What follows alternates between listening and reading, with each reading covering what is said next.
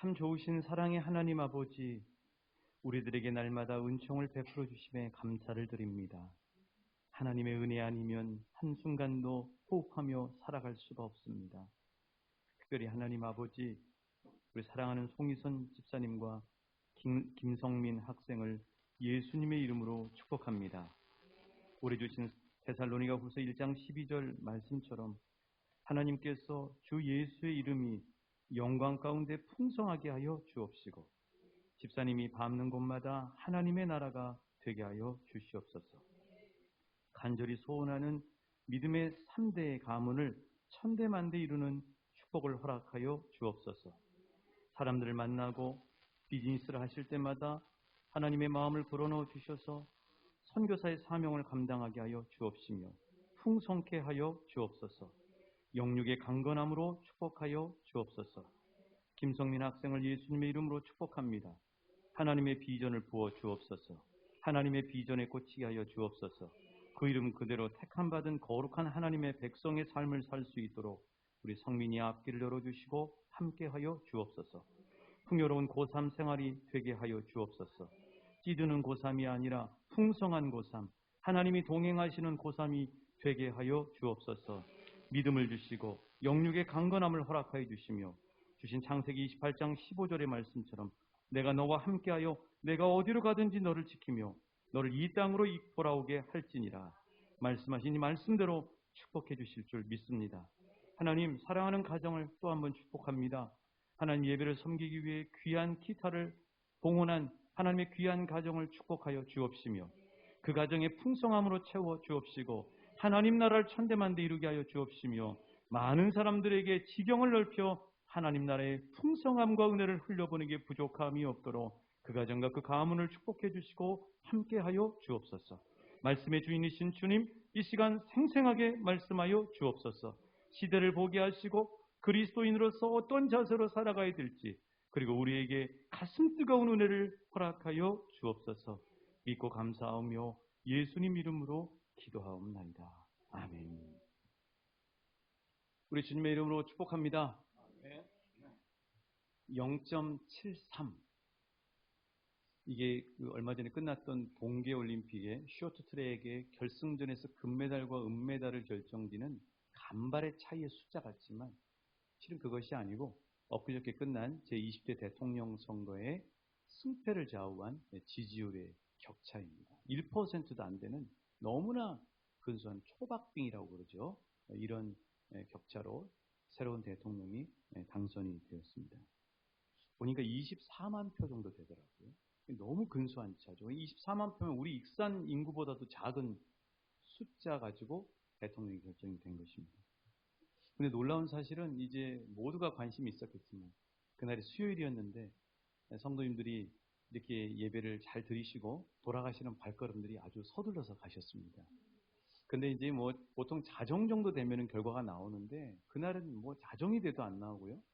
또 중간에 화장실 가려고 일어났는데도 아직까지 이렇게 결정이 안 되는 그런 정말 뭐라 그럴까요? 아주 초박빙의 그런 선거 개표 상황이었습니다.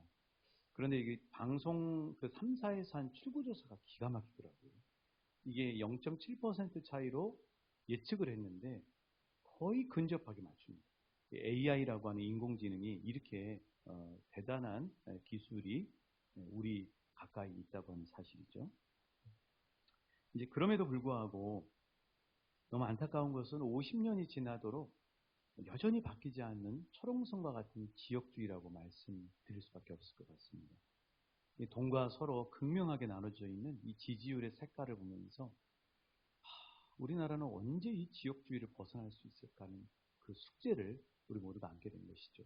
한번 여러분 많이 보셨겠지만 좀 한번 보십시오. 서쪽과 동쪽이 색깔이 완전히 갈라져 있습니다. 근데 지도가 좀 잘못되긴 했네요. 제주도가 부산 근처에가 있네요. 아마 저거는 이렇게 이쪽이 공간 때문에 그렇게 한 것 같습니다. 자, 어찌됐건, 우리 대한민국은 정말 꿈쩍하지도 않은 이 지역주의에 이제 또 이렇게 시대가 발전하면서 이대남이라고 그러죠. 뭐 이대녀. 그래서 무슨 뭐 이화여자 대학을 다니는 여자인가 했더니 그게 아니라 20대 남자와 20대 여자들이 엄청 첨예하게 갈등을 겪고 있는 이런 그 어떤 이 양성 갈등이라고 하죠. 성 갈등과 양성은 다릅니다. 우리 그리스도인들은 양성이라고 해야 맞아요. 성평등이라고 하는 말보다 우리 그리스도인들은 양성평등을 얘기합니다. 성평등이란 말은 LGBT, 레즈비언, 게이 이런 모든 사람들까지 다 들어가는 거고요. 양성평등이라고 하는 것은 하나님이 원래 만들어주신 남자와 여자를 만드시고 복을 주셨다고 하는 이야기입니다. 그래서 우리 그리스도인들은 양성이라고 이야기하는 게 맞습니다. 어쨌든 양성 갈등.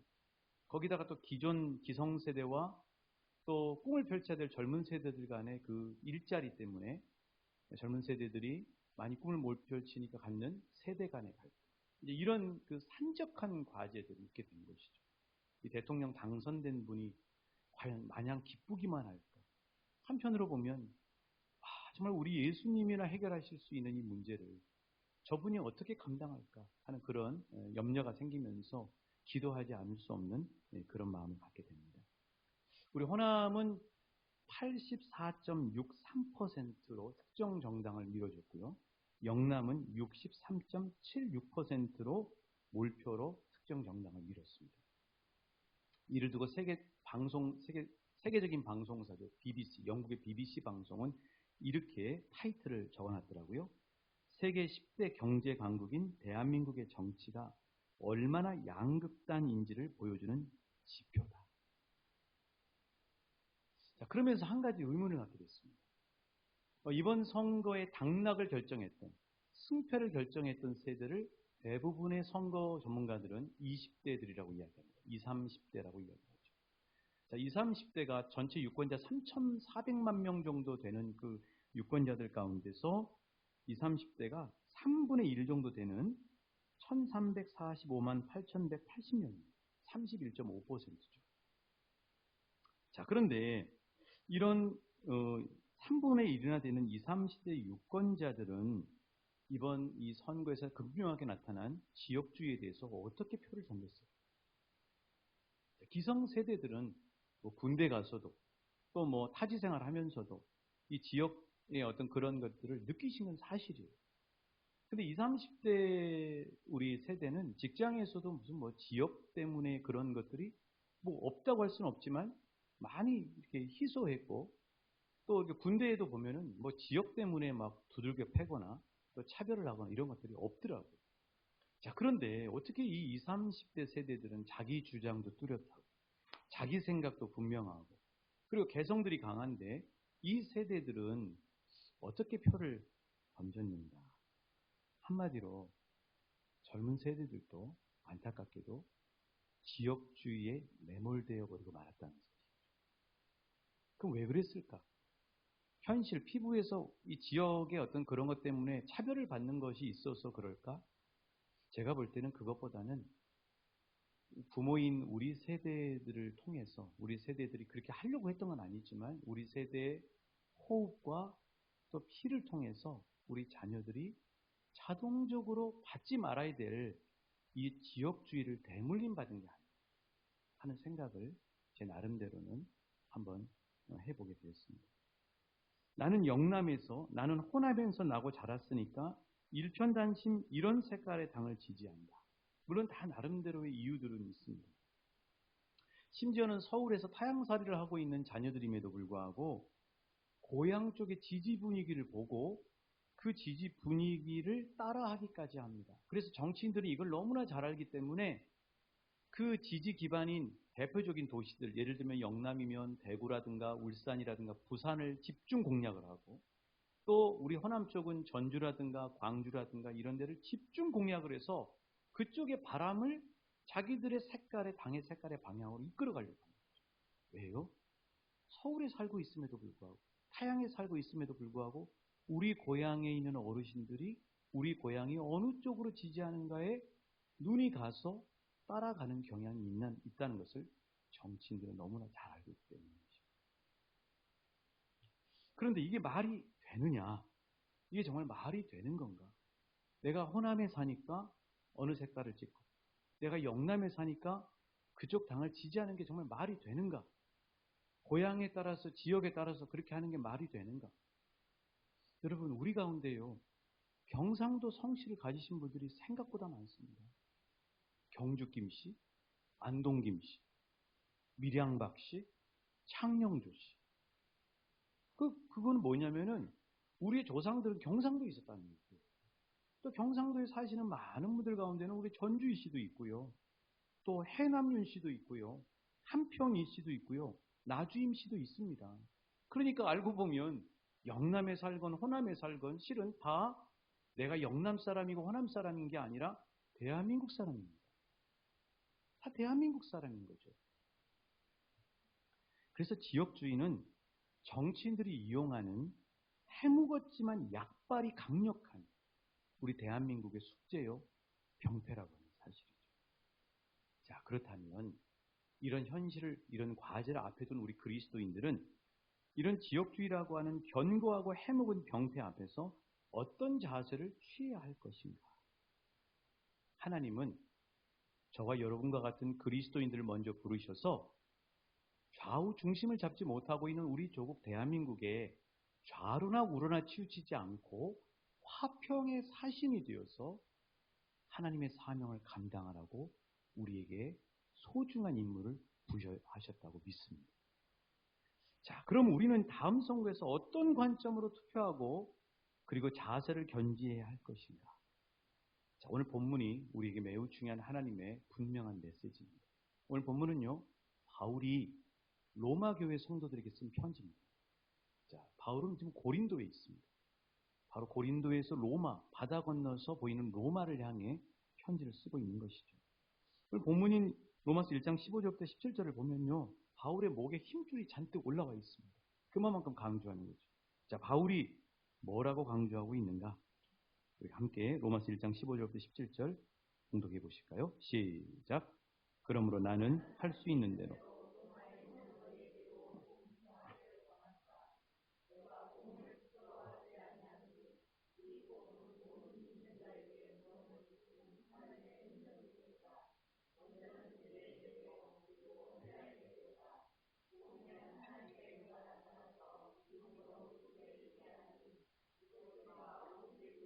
믿음으로 말미암아 살리라 함과 같으니라.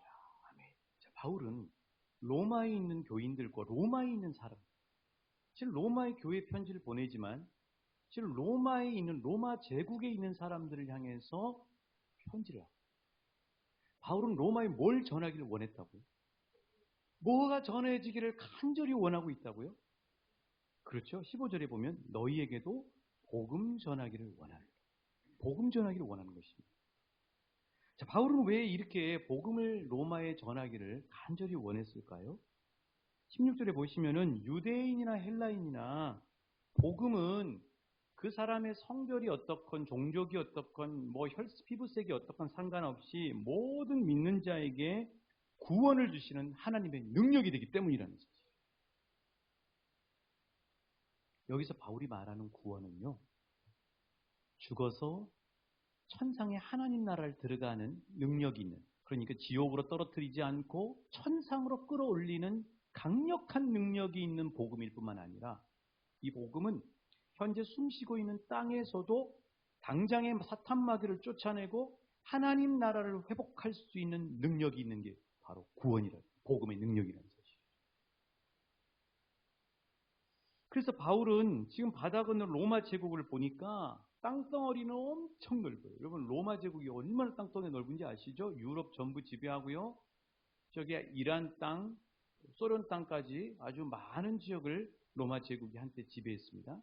그런데 그렇게 지배하는 로마 제국을 보니까 땅덩어리는 큰데 온통 사분오열되어 있습니다.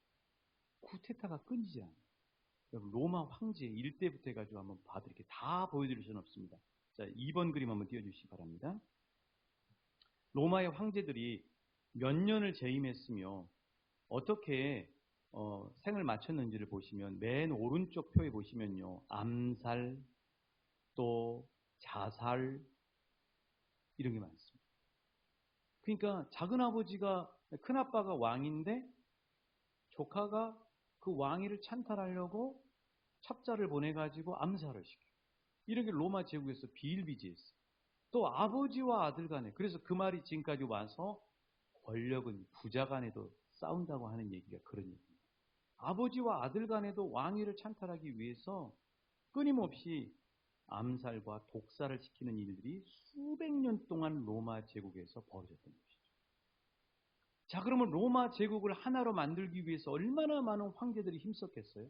그래서 나온 말이 팍스 로마나입니다. 팍스 로마나가 뭐냐면 로마의 강력한 군사력, 그리고 전 세계로 길을 만드는 아피아 가도라고 그러죠.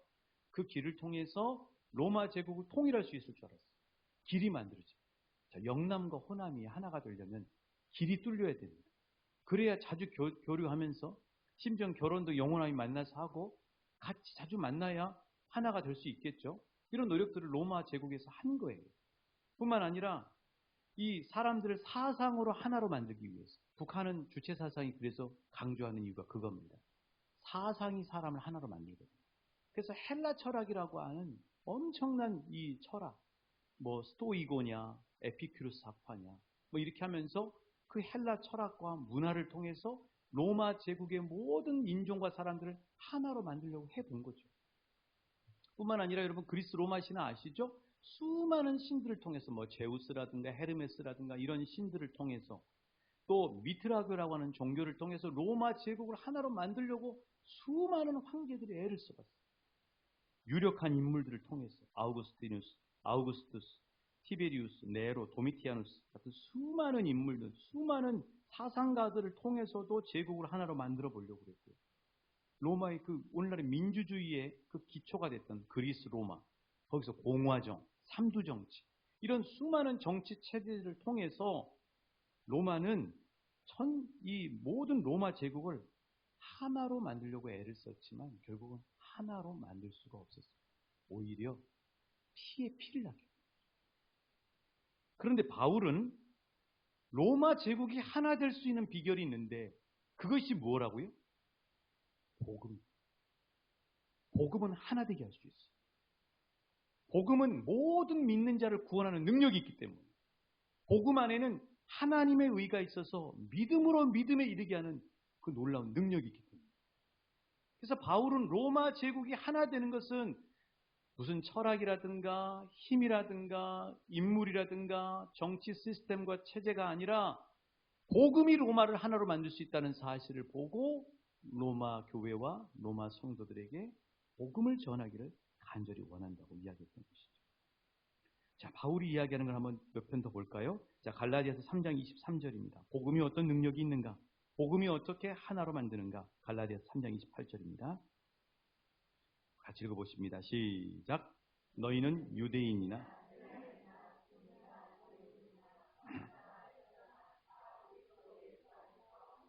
말씀 그대로 띄워주시면 복음에는 어떤 능력이 있다고요?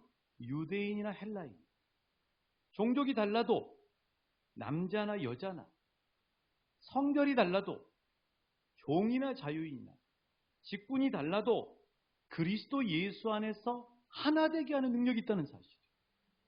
골로새서 3장 11절입니다. 골로새서 3장 11절 같이 읽어보실까요? 시작. 거기에는 헬라인이나 유대인, 할레파나 무할레파나, 야만인이나 스구디아인이나 종이나 자유인이 차별이 있을 수 없나니 오직 그리스도는 만유시요 만유 안에 계시. 바울은 또다시 골로새서 3장 11절에서 이야기합니다. 복음은 할레파나 무할레파, 이걸 얘기하면 오늘날로 얘기하면 침례교냐 감리교냐 장로교냐 성결교냐 상관없이 뿐만 아니라 출신 헬라인이냐 유대인이냐 또 야만인이냐 수구디아인이냐 이런 것 상관없이 그게 달라도 그리스도 안에서 하나 되게 할 수 있는 능력이 있다는 사실. 또 고린도전서 3장 22절 23절이죠. 고린도 교회는 분열이 있었던 교회인가 아시죠 여러분?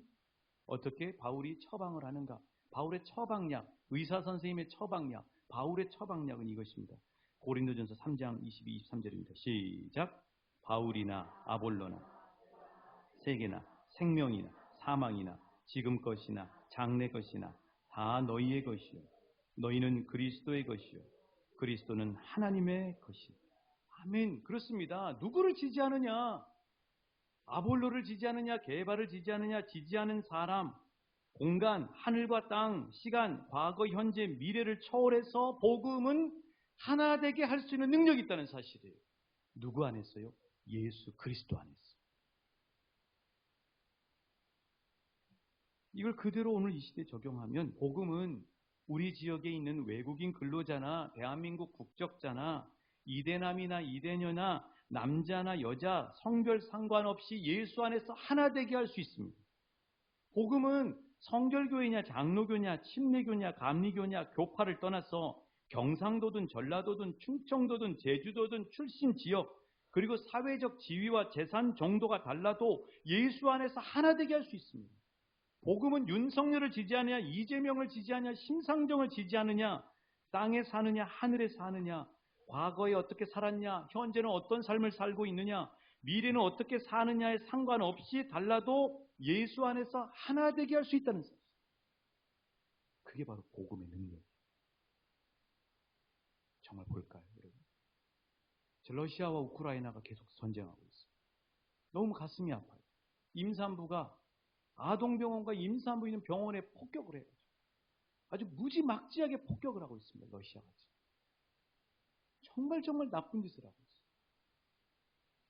자, 그런데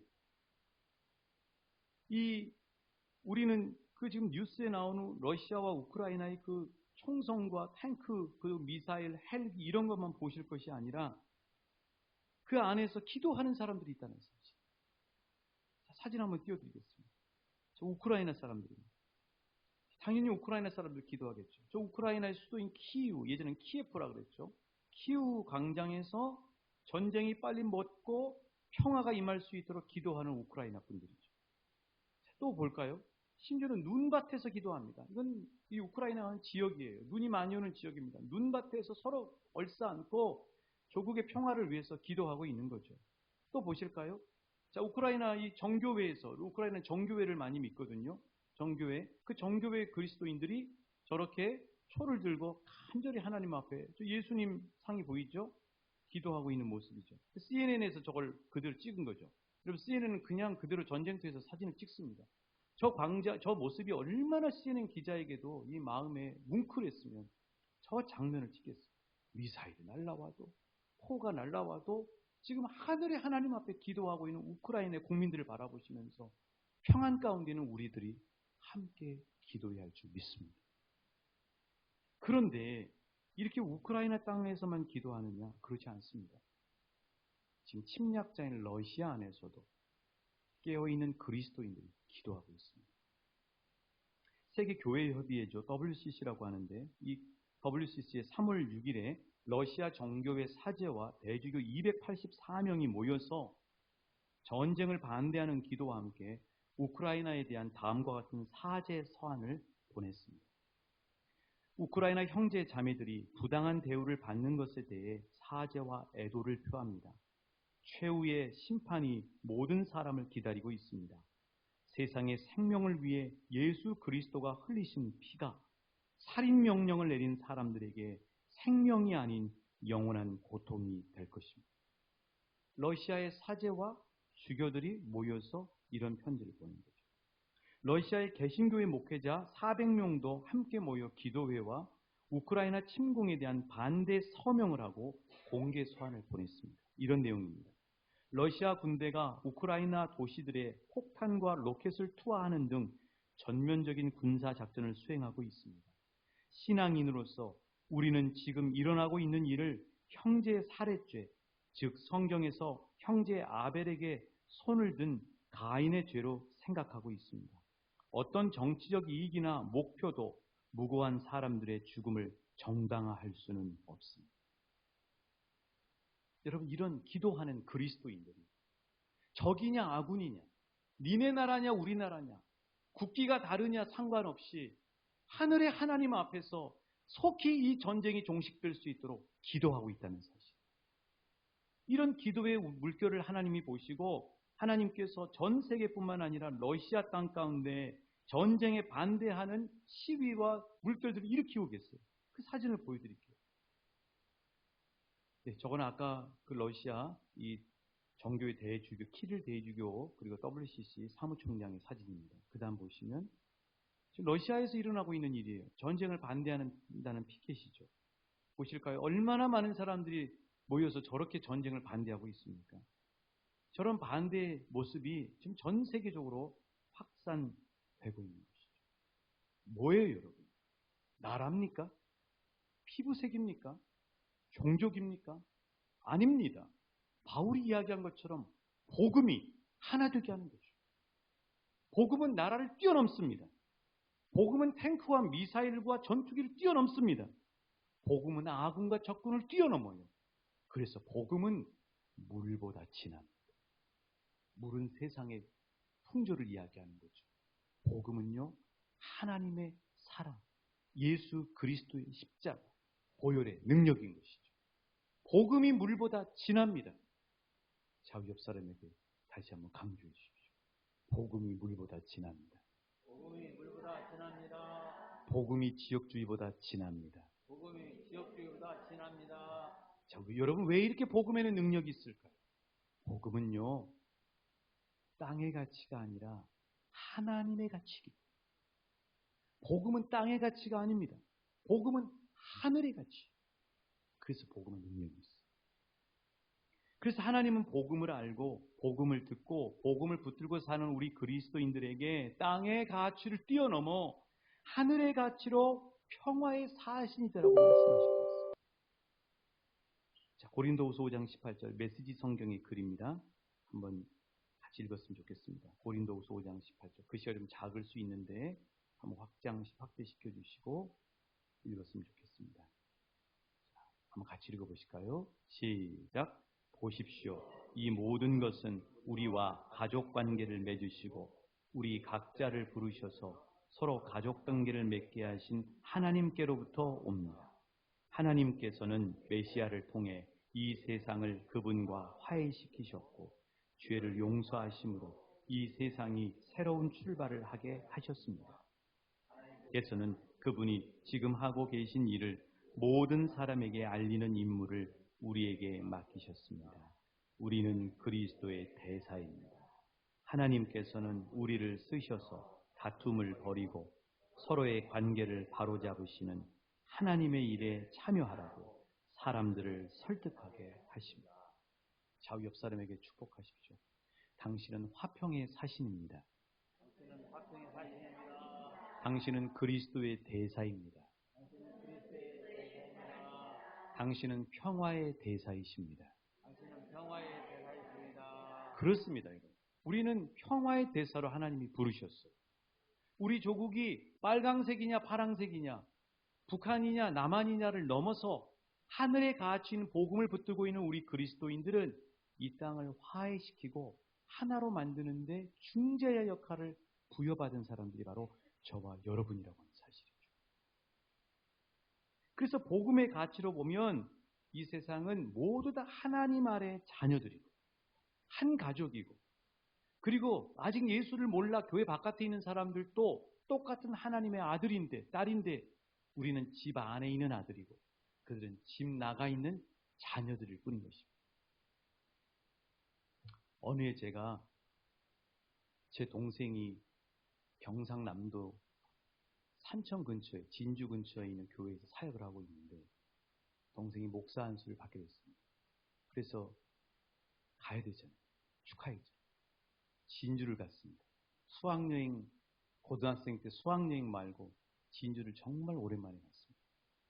진주 영락교회 그 교회에서 이제 노회에서 목사 안수를 주관합니다.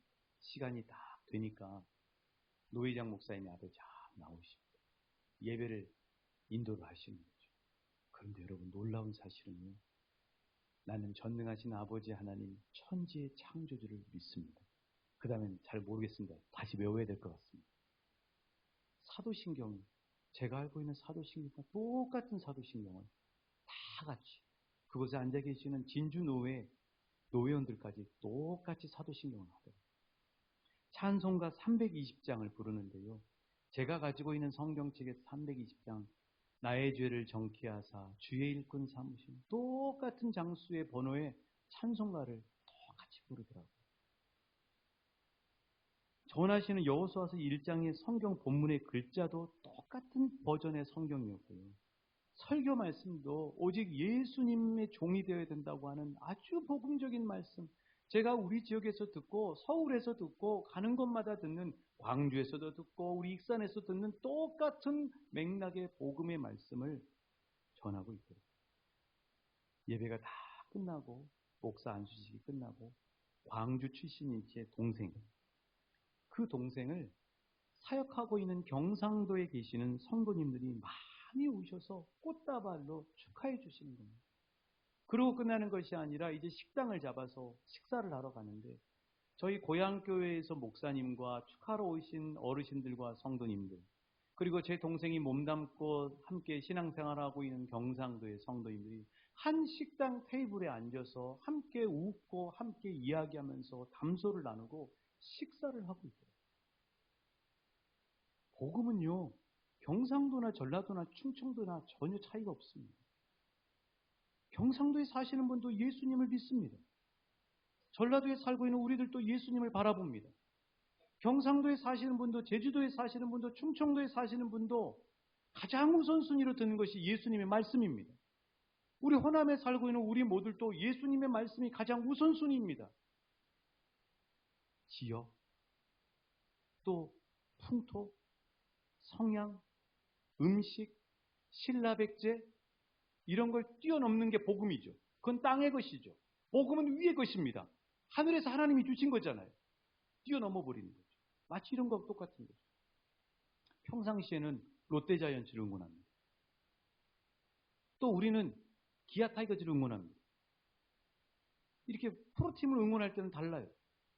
그러나 하나 되는 게 있죠. 국가대표팀을 응원하면 하나 됩니다. 왜 그렇습니까? 롯데자이언츠나 기아 타이거스는 하위 개념인 거죠. 국가대표는 그보다 상위 개념입니다. 나라니까요. 복음이 마치 그런 거 똑같아요.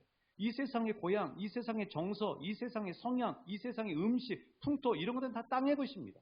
그러나 오늘 하나님이 우리에게 주시고 예수님의 십자가의 은혜를 통하여 우리 가슴 가운데 생생하게 심어주신 복음은 하늘의 가치인 것입니다. 땅의 가치가 달라도 하늘의 가치인 복음을 같이 붙들면 우리는 한 예수를 바라보게 되고 한 아버지 하나님을 찬양하게 되고 한 아버지 앞에 똑같이 동해안과 우크라이나와 우리 조국의 이 참담한 지역주의의 이 안타까운 현실을 놓고 하나 되게 해달라고 기도할 수밖에 없는 것이죠.